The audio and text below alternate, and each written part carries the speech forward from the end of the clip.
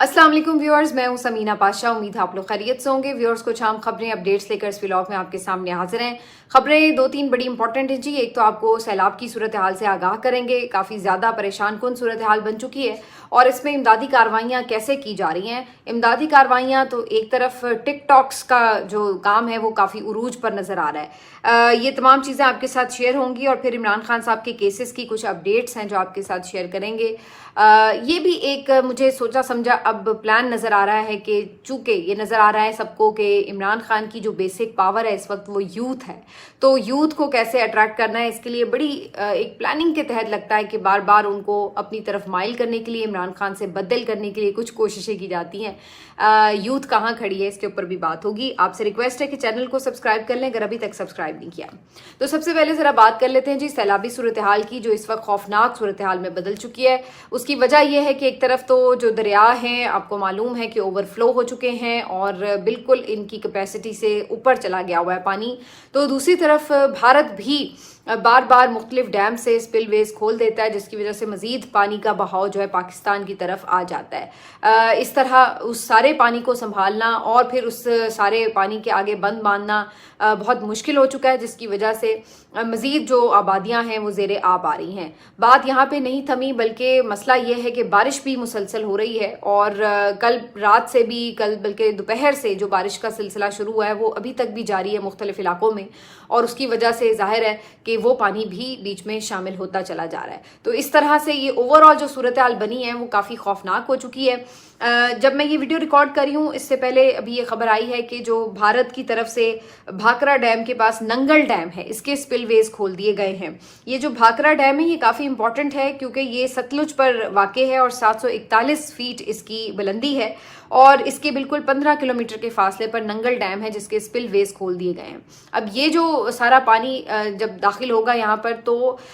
ये सारा प्रेशर बनेगा पाकिस्तान में, ख़ास तौर पर जो गंडा सिंह वाला बॉर्डर है उस वाली साइड पर जो सारा इलाका है वहाँ पर इसका प्रेशर बनेगा, जिसके नतीजे में मज़ीद जो पाकिस्तान में कसूर ऑलरेडी जो ज़ेर आब है उसमें मज़ीद पानी आने का खदशा है और फिर ये सूरत हाल आगे बढ़ती चली जाएगी और ये बहावल नगर, बहावलपुर वाली साइड पर भी तो यानी हो सकेगी। तो ये जो नज़र आ रही है सूरत हाल, इसमें मज़ीद जो पाकिस्तान में पंजाब के खुसूसन मुख्तलिफ शहर और देहात हैं वो ज़ेर आब आ सकते हैं, आ रहे हैं और आ चुके हैं।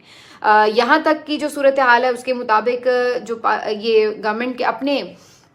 जारी करदा जो फिगर्स हैं उसके मुताबिक ये बताया जा रहा है कि तकरीबन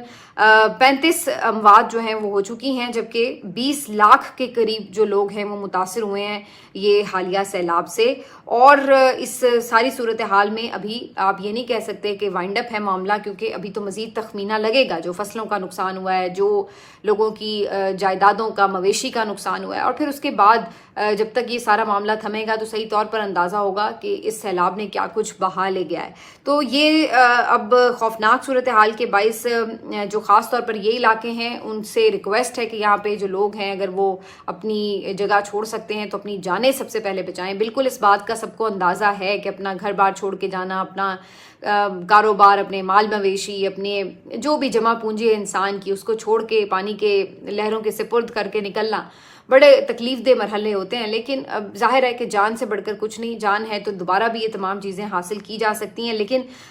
सबसे पहले अव्वलीन तरजीह ये है कि अपनी जान बचाई जा सके। तो अब यहाँ पर जो है बहुत से लोग फौरी तौर पर कोशिश करेंगे कि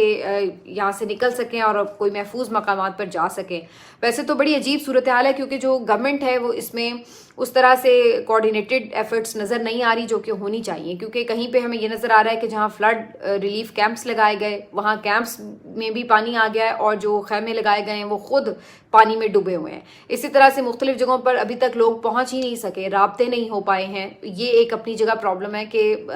जो लोग फंसे हुए हैं वो हर कोई ज़ाहिर है राब्ता भी नहीं कर पा रहा, तो ये भी है। फिर ज़ाहिर है इतनी बड़ी तादाद में जब लोग मुतासर होते हैं तो हर किसी को रेस्क्यू करना, हर किसी तक पहुँचना ये अपने आप में एक चैलेंज बन चुका है। और फिर ऐसे में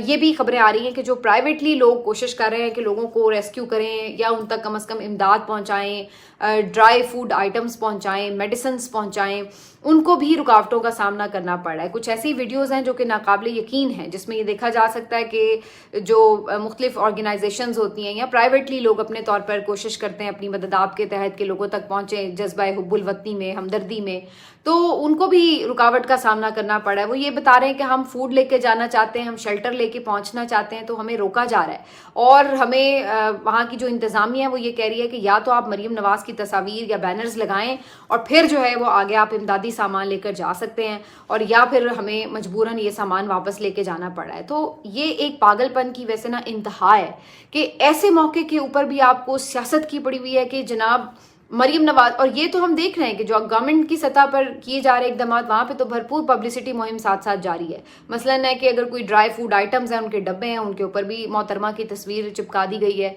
अगर कोई खाना दिया जा रहा है तो उन डब्बों के ऊपर भी उनका नाम लिखा हुआ है। तो अगर कहीं पहुंच रही हैं तो वही पुराने तरीके के जफ्फियाँ डाल डाल के गरीब लोगों को उनके साथ फ़ोटोशूट हो रहे हैं, तो वो भी चल रहा है सिलसिला। और फिर उसके बाद कोई भी आप चेक अगर तकसीम करें कुछ है तो उसकी तस्वीर जारी हैं। तो कहने का मकसद ये कि वो अपनी तरफ से जो चीज़ें आप दे रहे हैं वो तो दे रहे हैं, और अपनी तरफ क्या, वो तो पंजाब गवर्नमेंट की तरफ से आप दे रहे हैं, और गवर्नमेंट जो है उसमें आपका अपना ज़ाती पैसा नहीं है कि उसके ऊपर आप अपनी तस्वीर लगा दें। लेकिन अब ये वो बहस है कि जो पिछले 1.5 साल से जारी है, और इन्होंने इस तनकीद को जिस तरीके से इग्नोर किया है, बल्कि इसके ऊपर ढिठाई का मुजाहरा किया है, उसके बाद तो अब तनकीद करने वाले हम जैसे जो हैं वही सोच रहे हैं कि यार हम ही चुप हो जाएं, क्योंकि इन लोगों को शर्म नहीं आ सकती। हर मौके के ऊपर, चाहे वो कोई उर्स की तकरीबात हैं, चाहे वो आशूर की तकरीबात हैं, वो 14 अगस्त की तकरीबात हैं, वो ईद है, वो कुछ है,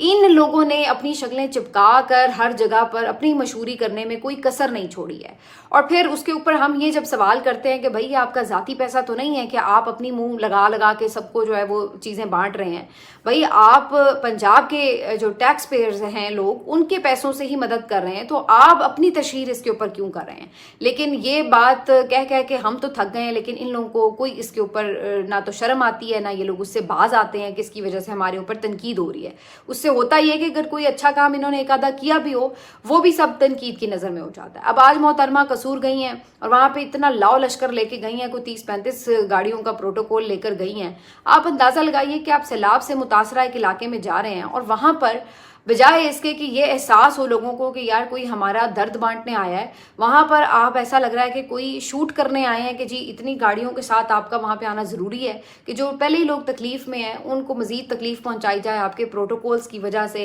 आपके रूट लगेंगे, आपके जो पूरे तकारीब का एहतमाम किया जाएगा, तो उसके लिए उन लोगों को बजाय इसके कि जिनके सर पर आप हाथ रखने जा रहे हैं, उनको ही आप लोग तकलीफ़ का सामान बन जाते हैं उनके लिए। तो ये अब वो बातें हैं कि हमें लगता है कि सर दीवार से टकरा रहे हैं, असर इनको नहीं होना। इन लोगों की अक्ल में बात ये नहीं आती कि इससे आपको कोई फ़ायदा नहीं हो रहा, इससे नुकसान हो रहा है आपका, क्योंकि आपकी अपनी तशहीरी मुहिम के चक्कर में जो आपका अच्छा काम है वो भी तनकीद की नज़र हो जाता है। लेकिन इन लोगों को ये बात समझ नहीं आ सकती। इन्हीं के लिए इमरान खान साहब ने बड़ी जायज़ बात कही थी कि एक तो ये पढ़े लिखे नहीं हैं, इनकी कोई ज़्यादा तालीम भी नहीं है, ऊपर से ये कोशिश भी नहीं करते हैं। तो ये वही सोचते हैं कि जो 50 साल पहले के तरीके थे, 40 साल पहले के तरीके थे, उसी तरीक़ों से हम लोगों को बेवकूफ़ बनाएंगे, ऐसी जज्बाती तस्वीर लगा के और इस तरह से शो करेंगे जैसे बहुत हम काम कर रहे हैं। लेकिन हकीकत यही है कि मुख्तलिफ जगहों पर जो रिपोर्ट्स आ रही हैं उसके मुताबिक नाकाफ़ी इक़दाम किए गए हैं, जिसकी वजह से लोग बहुत ज़्यादा तकलीफ़ में हैं।